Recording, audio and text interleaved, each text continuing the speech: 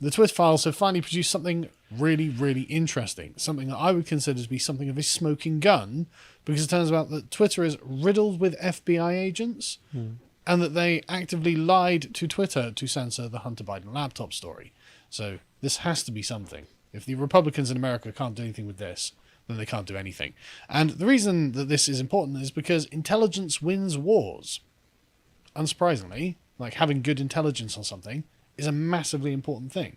So when the intelligence agencies are lying to the American public, effectively, in order to censor people, in order to protect a political candidate, well, that's direct evidence of partisanship that surely there should be some accountability for. And it's also something the Americans have told us for generations now, that they're better than that. Oh, yeah. We're the country of the free. We don't have this kind of mob-style, gangster-style politics in America. Turns out you do, actually. It's just all hidden. But anyway, before we begin, if you want to support us, go and check out the latest epochs that Bernai did on the Battle of Kursk, which is the largest battle in human history. And the reason I bring this up is because this is another example of how intelligence wins wars. Because at the time, the British had cracked the German code, and the Germans didn't know, and so we could hear everything the Germans were saying, all their plans, and we were just telling the Russians, these are all their plans. And the Russians, of course, won the Battle of Kursk. So that's a direct example, a pivotal example of how these things are incredibly important. Now, one might say, well, this would also have been important for the 2020 election. And yes, that's true. The polling would have suggested that actually, if the public had known about the unbelievable corruption and malfeasance that was revealed from the Hunter Biden laptop, they wouldn't have voted for Biden.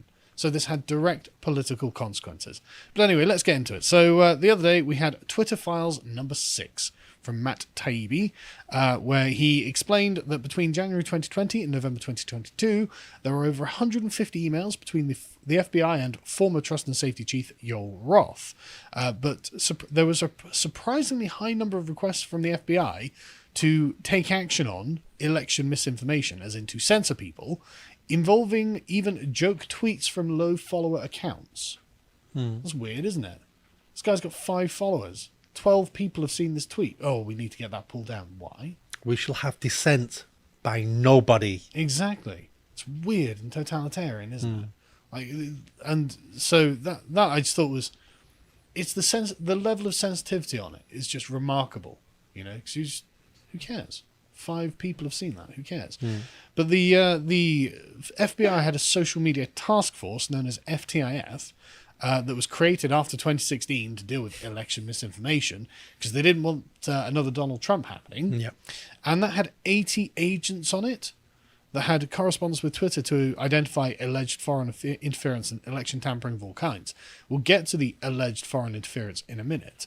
And so this is remarkable. As Taibbi says, federal intelligence and law enforcement reach into Twitter included the Department of Homeland Security, which partnered with security contractors and think tanks to pressure Twitter to moderate content.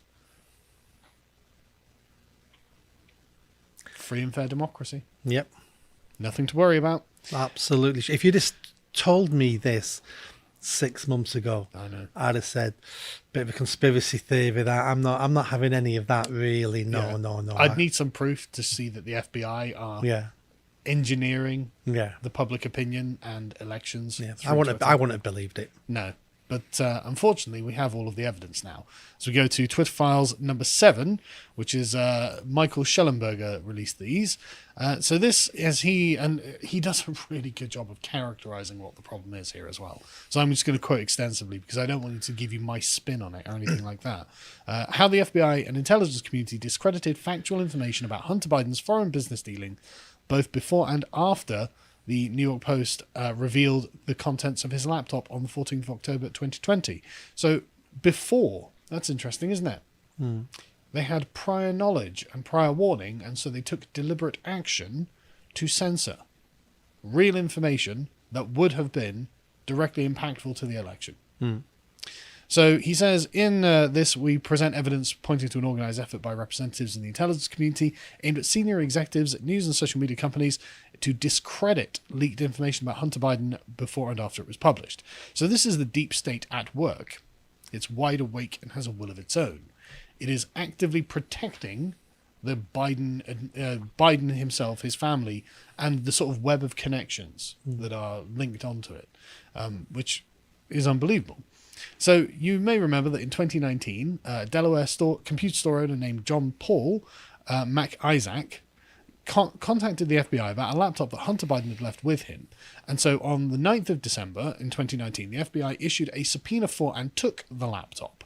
However, by August, he had not heard of anything back from the FBI, despite the fact that he was under the impression that he had discovered evidence of criminal activity, which he had.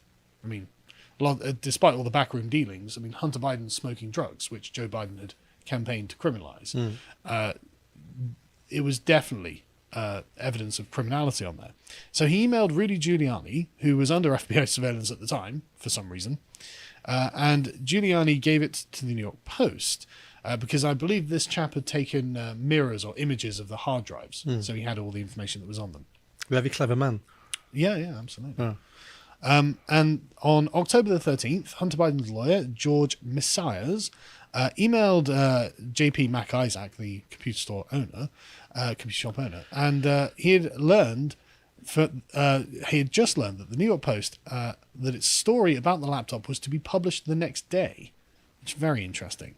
And so that day, and later on that day, FBI Special Agent Elvis Chan sent 10 documents to Twitter's then head of site integrity, Yoel Roth, through an application called Teleporter, which is a one-way communications channel from the FBI to Twitter.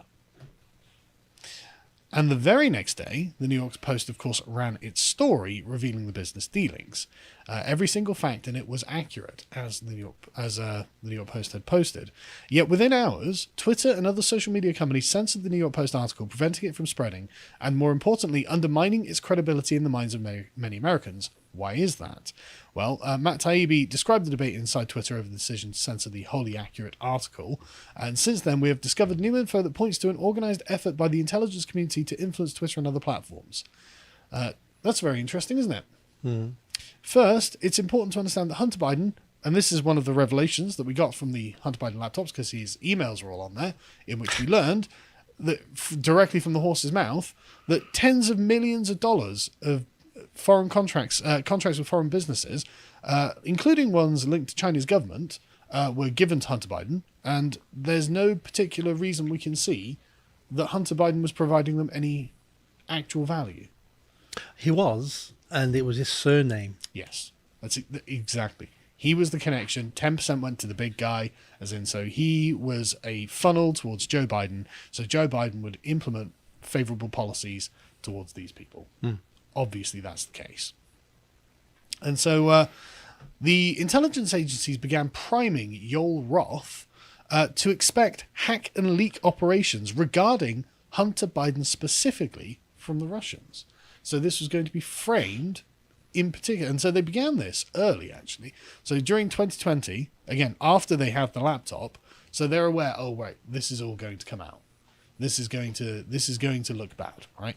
And so they did the same for Facebook as well, if you can get to the next one, where Mark Zuckerberg just told Joe Rogan this. I remember watching this, yeah. Yeah. And so they would go to all of them and say, look, we're expecting, all these fake and fraudulent dumps from, fake Russian intelligence, blah, blah, blah, blah, blah. And so, right, so you're essentially poisoning the well before any of this comes out, right? Even though they knew that no new information had been hacked, they say, through our investigations, we did not see similar competing intrusions to what had happened in 2016, said Elvis Chan, the FBI agent who's orchestrating this himself. He admits this when he's being interviewed. Twitter also reported no Russian activity of any significance. Very interesting. Time and time again, the FBI asked Twitter for evidence for foreign influence, and Twitter responds that they aren't finding anything worth reporting. We haven't yet identified activity we'd typically refer to, or even flag as foreign interests, flag as interesting in the context of foreign influence. That's very interesting. So the FBI basically prepares the leak. In July 2020, Elvis Chan, the FBI agent, arranges for temporary top security clearances for Twitter executives so the FBI can share information about threats to the upcoming elections. On August the 11th, 2020, Chan then shares information with Yoel Roth relating to the Russian hacking organization APT28 through their one-way communications channel teleporter.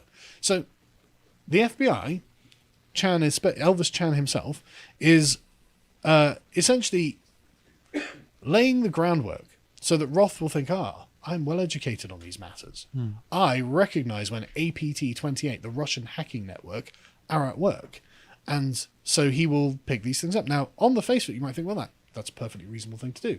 And on the face of it, it is. Which is presumably, I'm not going to even characterize Yoel Roth as a bad guy here. I'm sure that he was like, well, I'm just doing my duty, right? And Roth explained to us that he had, quote, been primed to think about this group when the news of the Hunter Biden laptop came out. Because, of course, they said, well, in the context of Hunter Biden, APT28, you need to know. And so let's watch this clip. We learn about DC leaks, and we learn about the intersection between APT28, a unit of Russian military intelligence, a hacking group. And so the morning of the Hunter Biden story in the New York Post happens, and it was weird, right? We didn't know what to believe. We didn't know what was true. There was smoke, and ultimately for me, it didn't reach a place where I was comfortable removing this content from Twitter. But it set off every single one of my finely tuned APT28 hack and leak campaign alarm bells. So it looked possibly problematic. Everything about it looked like a hack and leak. Imagine being that fooled, basically. So the FBI have primed him, they've trained him to look for a particular thing.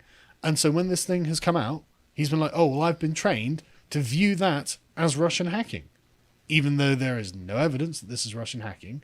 And we know concretely that this was not Russian hacking. There's also something else that the FBI would have done to him as well, and that would have been to stroke his ego. Yes. We're working with you. Yeah. You're like an American James Bond. We're protecting the country from foreign powers. That works on a lot of people. That, especially Yoel Roth. Now, maybe it's just me, but he's obviously quite young.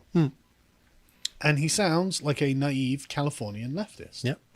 And so he seems to me like an easily manipulatable person. Yeah. He doesn't seem to me like he's got any particular knowledge or insight. I mean, he wrote his PhD thesis on Grindr, the gay sex app. So it's not like this guy is someone I would consider, worldly, knowledgeable about international affairs. Yeah. This is not his area of expertise. And so he looks like the sort of person who is actually easily manipulated. But anyway, so then we'll come back to Yoel Roth in a minute with that lead there. He seems to have been somewhat groomed by the FBI here to spot the thing that they wanted him to spot, being led by the nose, as it were.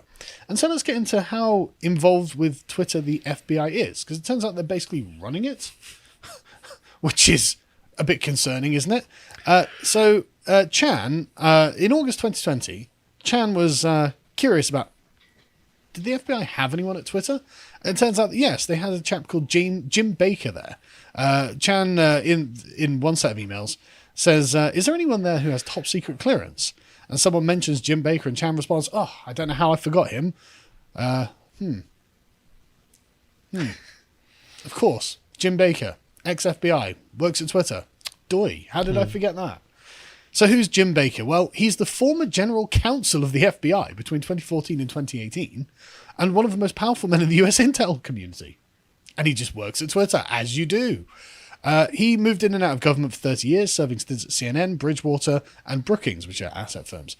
As general counsel of the FBI, he played a central role in making the case internally for the investigation of Donald Trump. That investigation of Donald Trump that turned up all that evidence of Russian collusion. I must have missed that. I didn't see any. Yeah, so did all the media as well. I mean, everyone missed that. Baker wasn't the only senior FBI executive involved in the Trump investigation that went to Twitter. You have Dawn Burton, the former deputy chief of staff to James Comey, the head of the FBI, who initiated the investigation of Trump, who joined Twitter in 2019 as director of strategy.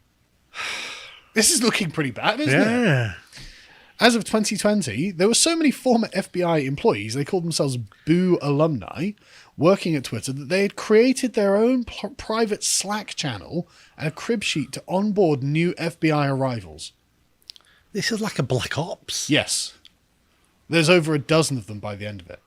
And they've all got their own private communications that the other employees at Twitter, the 7,500 employees, don't know about. Yeah. So it's kind of like, it's like I don't want to say conspiracy, but Puppet master. yeah, there's actually a group of FBI agents working together within Twitter in order to censor information and try and affect the outcome of elections. Isn't that mental? In a government, we would call that the deep state. Yeah. They further, let's go back to Roth then. They further primed Roth, right, by bringing him in, and not just Roth, but other people from the New York Times, the former head of news at Twitter, the former CEO of NPR, the chief digital officer of NBC News, and they included attendees of Facebook's head of security policy and top reporters for the New York Times and Washington Post. They brought them into what they call an Aspen Institute tabletop exercise on what a potential hack and dump operation relating to Hunter Biden was. Can we get that up, by the way, John, just so we can see it quickly? The one that's marked shaping the media narrative with Roth. Okay, don't worry if you haven't got it up exactly.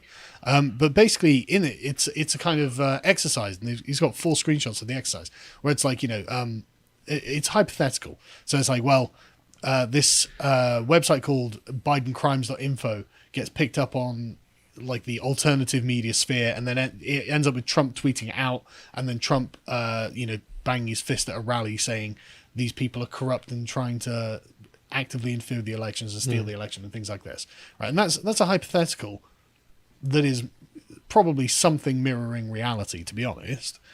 And they were all brought into this, and this was in September 2020. And so they you can see how they're kind of getting them in the mindset to think, no, this is the sort of thing that's going to happen. Yep. And therefore you're being primed. You know when these things are happening, so you know what you're supposed to do afterwards, because the FBI are kind of stage managing this whole thing. So by mid-September 2020, Chan and Roth had set up an encrypted messaging network so employees from the FBI and Twitter could communicate. They also agreed to create a virtual war room for all of the internet industry, plus the FBI and the Office of the Director of National Intelligence. So they have an encrypted private network where they're all just talking to each other about all these things. That's pretty crazy. And then we get to the FBI just coordinating with Twitter. On September the 15th of 2020, the FBI's Laura Demlow, who heads up the Foreign Influence Task Force, and Elvis Chan, requested to give a classified briefing for Jim Baker, remember, the ex-FBI assistant, former deputy, I think it was, without any other Twitter staff present. So the FBI are speaking to the FBI asset, the ex-FBI agent, in Twitter, without any Twitter staff present. That's weird. I wonder why Twitter agreed to that. They probably see Jim Baker as one of them. As one of them. Undoubtedly. Undoubtedly. They had that, the private Slack group for the ex-FBI people. Because, of course, you never really leave these intelligence agencies, right? That's the point. They are company men, as it were. And this is all happening before the New York Post story drops. So they knew this was coming. They knew that they had to prime them to think, oh, Hunter Biden laptop, Russian disinformation. Yeah. They knew they had to get them on the the narrative shaping exercises, so they understand that this is what happens when these things happen. And then the New York Post story drops on the 14th of October. So shortly after the New York Post published their Hunter Biden laptop story, Roth, they're having a discussion, and we get to see the discussion. And Roth says, it isn't clearly violative of our hacked materials policy, nor is it clearly in violation of anything else. However, he does say this feels somewhat like a subtle leak operation. Why does he feel that it seems somewhat like a subtle leak operation? Because his last 2 months has been told by the FBI that there's a leak operation coming your way. Exactly. Roth thinks he's being clever, but in fact he's being manipulated by the FBI. And so Jim Baker, jumps in on this conversation and just says, no, these were definitely hacked, right? In response to Roth, Baker repeatedly insisted the Hunter Biden materials were either faked, hacked, or both, and in violation of Twitter policy. So, and in fact, if you go to I think it's the last one, on that, then go back. Sorry, not the last one. There we go. This one at the very bottom there, right? You can see Jim Baker, privileged and confidential. I support the conclusion that we need more facts to assess whether the materials were hacked. At this stage, however, it is reasonable for us to assume that they may have been, and caution is warranted. There are some facts that indicate that the materials may have been hacked, while there are others that indicate that the computer was either abandoned and or the owner consented to allow the repair shop to access it for at least some purposes. We simply need more information. No, we don't. We have all the information. And we know the FBI had all the information. And so it's hard to believe that the FBI wouldn't have given the FBI agent who works at Twitter the information he would need to come to this conclusion. Because as Schellenberger points out, it's inconceivable that Baker believed that Hunter Biden emails were either fake or hacked. The New York Post had included a picture of the receipt signed by Hunter Biden and an FBI subpoena that showed the agency had taken direct possession of the laptop in December 2019. You knew, you lied in order to continue the kind of fog of misunderstanding that Joel Roth and the rest of the Twitter team would have been in, even though they're looking at it and saying, well, this isn't a violation of the hacked materials policy because it wasn't hacked. And we also need to remember, this is the New York Post. Yeah. This isn't some website. This isn't... It's not InfoWars. Yeah, no, this is the New York Post, who I would imagine will do their due diligence and don't want to be sued and don't want to lose their reputation. Of course. It's the oldest newspaper in the United States. Yes. And this is how they're treating them. And it's unbelievable. And so the FBI is directly lying at this point. Just this is an open lie and they know it's a lie, right? But they believe the lie anyway. The Twitter executives, by 10 o'clock in the morning, this is all the beginning of that day, the Twitter executives had bought into a wild hack and dump story. The suggestions from experts, which rings true, is that there is a hack that happened separately, and they loaded the hacked materials onto a laptop that magically appeared at the repair shop in Delaware. Yeah. There is no evidence for this whatsoever. None whatsoever. Where would this hack have happened magically? Yeah. It's a plausible story. I mean, I'm sure things like that have happened previously, but maybe you have to go with the evidence you've got. But the thing is, we've got a direct lineal connection. We know that Hunter Biden gave the laptop to the store owner because he signed for it. We know that the store owner gave it to the FBI because they subpoenaed him for it. And we know that the FBI have it. And so the only place is the store owner, who of course just took the image of the hard drive because he was allowed to. Yeah. So it's preposterous that they can have bought into this story. But of course, this worked.